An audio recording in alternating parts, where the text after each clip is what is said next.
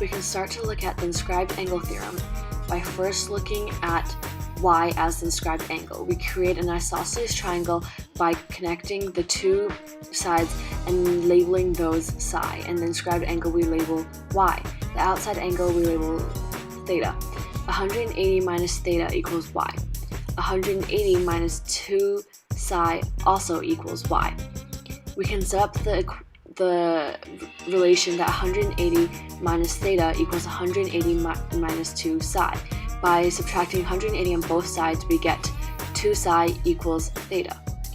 So far, we've proved that the two base angles of the isosceles triangle formed are equal to the outside angle, which is theta. We can then use this and connect another isosceles triangle on the other side to create another central angle. We label this central angle Z. We then label the outer angle theta sub 1. And we can then go on and label the two other base angles of this triangle, psi sub 1 and psi sub 2.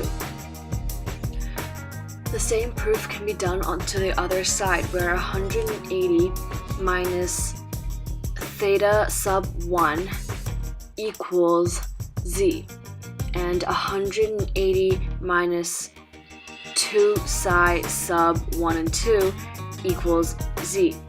And we can set up the same equality where 180 minus theta sub 1 equals 180 minus 2 psi sub 1 and 2.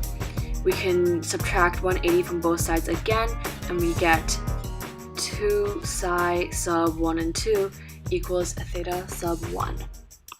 Now, because for both triangles 2 psi equals theta, the big angle indicated here would be half of the big angle of theta. Now we can look at an example with actual numbers. We draw our central angle and extend two lines to connect to the other side of the circle. The inner angle is the unknown angle, and the smaller angle here is 30 degrees. We can draw a line that bisects the angle in half, so it splits the 30-degree angle into two, into 15 and 15 on each side respectively. By extending the bisector, we create two isosceles triangles. We label the inner angles z and y. The central angle that's split into two, one side's labeled theta sub 1, the other's theta sub 2, and the big angle is just theta.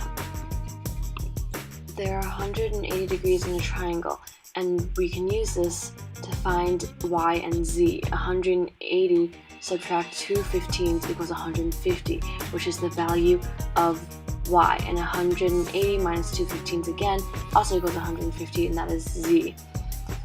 Theta sub 1 equals 180 minus 150, which equals 30, and theta sub 2 equals 180 minus 150, which also equals 30. Now that we've found theta sub 1 and theta sub 2, we find that theta sub 1 plus theta sub 2 equals 30 plus 30, which equals 60 degrees, which is the answer for the central angle, which we see is double that of the angle created when we connect two sides to the other side of the circle. The inscribed angle theorem works for any central angle as long as the 2 points the central angle joins to on the triangle connect to another third point somewhere else on the circle. The central angle will always be double the smaller angle it creates with the other side of the triangle. So here, for example, if the smaller angle is 10, the central angle will be 20.